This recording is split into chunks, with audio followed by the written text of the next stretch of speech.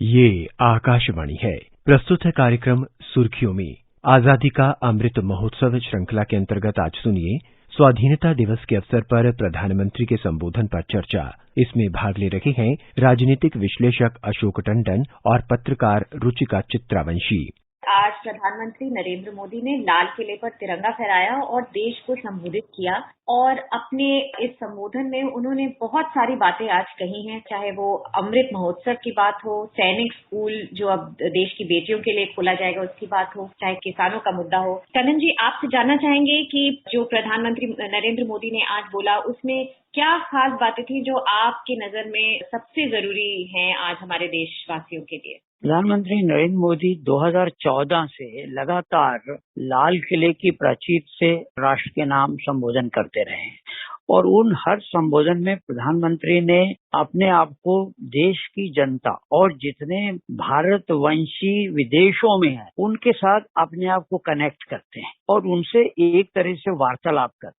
और अपने भाषण में प्रधानमंत्री अपनी सरकार की उपलब्धियां, अपना विजन, उनकी विस्तृत जानकारी देते हैं। लेकिन इस बार विशेष इसलिए भी है कि इस बार आजादी का अमृत महोत्सव 75वां स्वतंत्रता दिवस आज था और हम लोगों ने सबने देखा टेलीविजन पर भी किस तरह से लाल किले को या लाल किले के आसपास के जितने भी क्षेत्र है उसको किस तरह से सजाया गया था।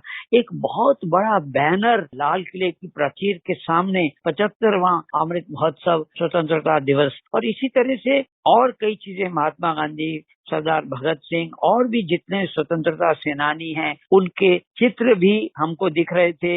एक नया स्वरूप आज गणतंत्र दिवस समारोह का हमने देखा और एक महत्वपूर्ण बात जो देशवासियों ने भी देखी कि जो हमारे टोक्यो ओलंपिक में जितने भी हमारे खिलाड़ी भाग लेने गए थे उनको विशेष रूप से आमंत्रित किया गया। केवल मेडल जीतने वालों को ही नहीं, सबको आमंत्रित किया गया और कोरोना वॉरियर्स को भी पहली बार इस कार्यक्रम में सम्मिलित किया गया था। तो ये कुछ एक झलकियां थी जिसको राष्ट्र ने आज देखा और इसी कड़ी में प्रधानमंत्री ने हर साल की तरह अपना भाषण जब शुरू किया तो उन्होंने स्वतंत्रता सेनानियों को श्रद्धांजलि दी। उसमें उन्होंने राष्ट्र को, जो बापू को, नेता सुभाष चंद्र बोस, भगत सिंह, चंद्रशेखर आजाद, बिस्मिल, अशफाक खान ऐसे क्रांतिकारी वीरों की बात की, झांसी की रानी लक्ष्मीबाई की बात की, कित्तूर की रानी चित्रम्मा की बात की, असम की मातंगिनी हजारा की बात की, देश के पहले प्रधानमंत्री पंडित नेहरू, सरदार वल्लभ भाई पटेल, बाबा साहब आदि महापुरुषों को भी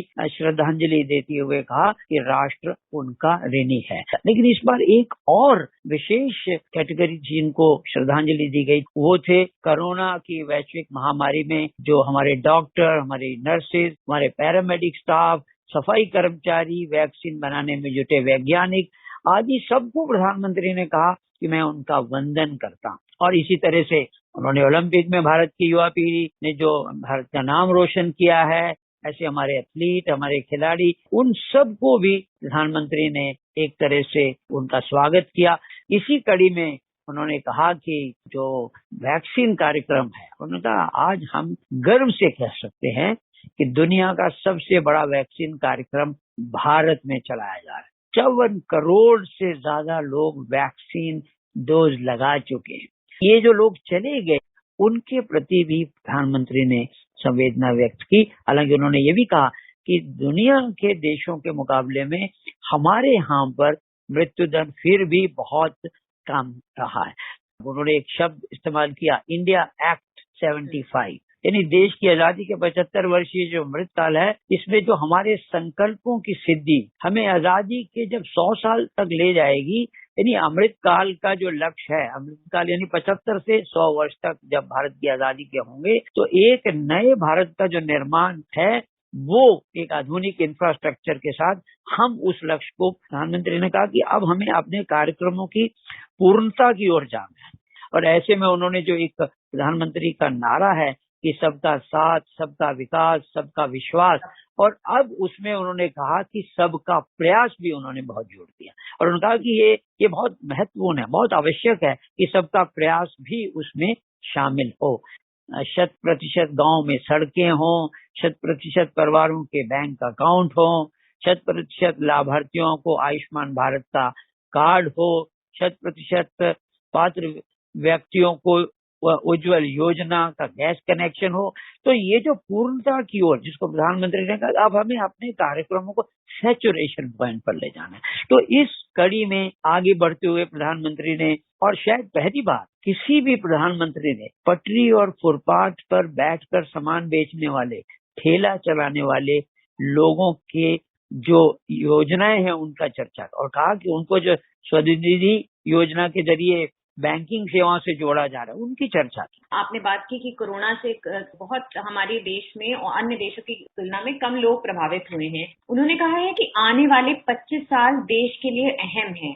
तो ये किस सिलसिले में उन्होंने ये बात बोली है? क्योंकि बहुत कुछ है जो हम करना चाह रहे हैं। आपने भी कितनी सारी स्कीम्स का जिक्र किया है। अभी कोरोना को लेके सरकार ने इस बार प्रधानमंत्री ने संबोधन में ये बोला है कि इसका मतलब ये नहीं है कि हम लोग आराम से बैठ जाएं, और इसका मतलब ये नहीं है कि हमारे आगे कोई चुनौती नहीं है। तो आगे आने वाले 25 साल देश के लिए अहम है, इसके बारे में थोड़ा सा बताएंगे? देखिए, प्रधानमंत्री ने कहा कि अब हमें अपने लक्ष्यों की प्राप्ति के लिए लंबा इंतजार नहीं करना है। इसीलिए उन्होंने सबका साथ, सबका विकास, सबका विश्वास के साथ सबका जो सहयोग है, सबका प्रयास, उसको जोड़ा। और एक विशेष बात जो प्रधानमंत्री ने कही कि ये दलितों, पिछड़ों, आदिवासियों, सामान्य वर्ग के गरीबों के लिए भी अब आरक्षण सुनिश्चित किया जा रहा है। और इसी कड़ी में उन्होंने जिक्र किया कि अभी हाल ही में मेडिकल शिक्षा के क्षेत्र में ऑल इंडिया कोटे में भी ओबीसी वर्ग का आरक्षण की व्यवस्था की गई है, और संसद में कानून बनाकर ओबीसी से जुड़ी सूची बनाने का अधिकार भी अभी फिलहाल कुछ दिन पहले ही राज्यों को भी दे दिया गया है। प्रधानमंत्री जब भी राष्ट्र के नाम संबोधन करते हैं लाल किले से, तो पूर्वोत्तर की चर्चा किए बिना उनका कभी भाषण पूरा नहीं। उन्होंने आज भी कहा कि नॉर्थ ईस्ट में जो कनेक्टिविटी का नया इतिहास लिखा जा रहा है, ये कनेक्टिविटी दिलों की भी है और इंफ्रास्ट्रक्चर की भी है। अब बहुत जल्द नॉर्थ ईस्ट के सभी राज्यों की राजधानी को रेल सेवा भी जोड़ने का काम पूरा होने वाला है। ये भी प्रधानमंत्री ने देश को आश्वासन दिया। और इसी कड़ी में एक्ट ईस्ट पॉलिसी के तहत प्रधानमंत्री ने ये भी कहा कि अब बांग्लादेश, म्यांमार और दक्षिण कोरिया के देशों से भी भारत जो है हमारा पूर्वोत्तर है वो कनेक्ट हो रहा है।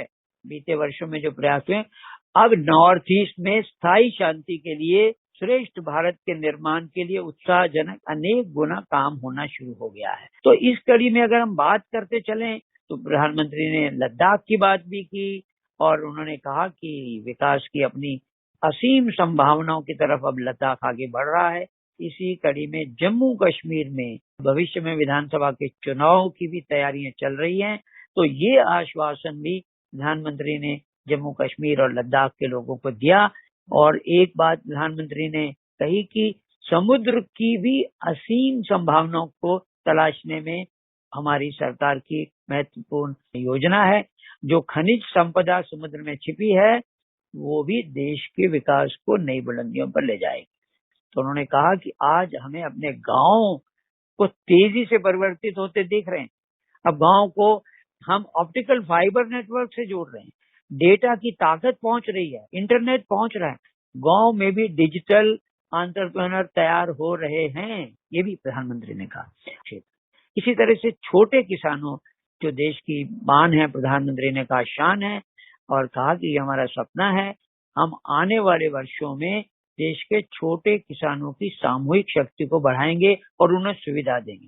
तो उन्होंने एक तरीके से हर एस्पेक्ट जो है हमारे देश का सबको उन्होंने छुआ। अब किसानों के लिए तो आपने बताया ही, जो उन्होंने इसमें अच्छी स्कीम्स लॉन्च की हैं, और ओवरऑल नेशनल मास्टर प्लान भी लॉन्च होने जा रहा है। आपने बहुत ही अच्छे तरीके से हमें पूरी चीज का विवरण दिया। बहुत बहुत धन्यवाद आज हमारे साथ जुड़ने के लिए टंडन जी। धन्यवाद।